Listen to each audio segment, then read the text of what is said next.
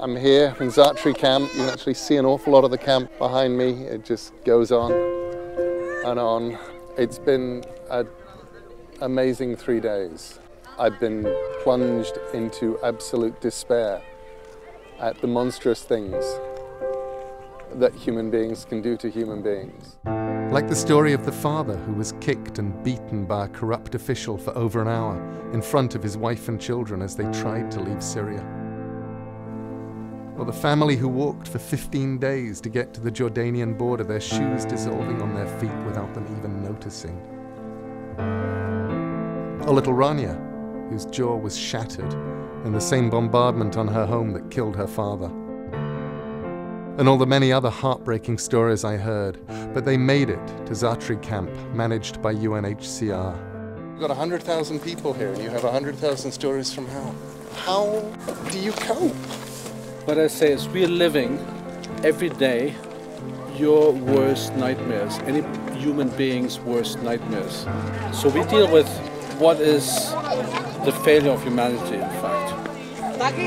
And of course, we deal with a very large crowd of people. So it becomes even more difficult when you listen to the individual story, that one story. I say these are 100,000 stories out here. There are 100,000 heartbreaking stories.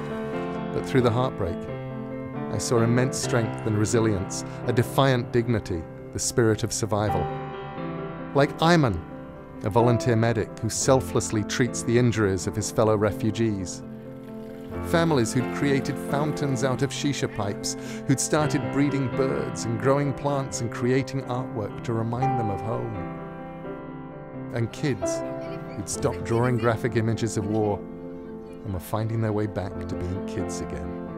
And I found myself healed when I've been healed by looking around and seeing what we do for each other to bring each other back up from the depths. Something like the United Nations Refugee Agency wouldn't be needed if the kind of monstrous things that are happening in Syria today weren't happening, and I wish they weren't happening.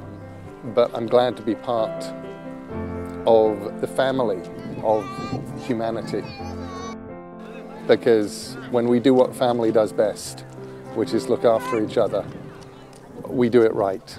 And seeing what's happening in these camps has made me realize that sometimes we do it right. Civilization is paper thin. The people I've been meeting lived normal, boring, dull lives. They owned shops, they had factories, they worked in factories, they sold things, they were us. And now they don't have anything. And they're building it all back up here. And they hope they can go home. And I hope they can go home too. That's all.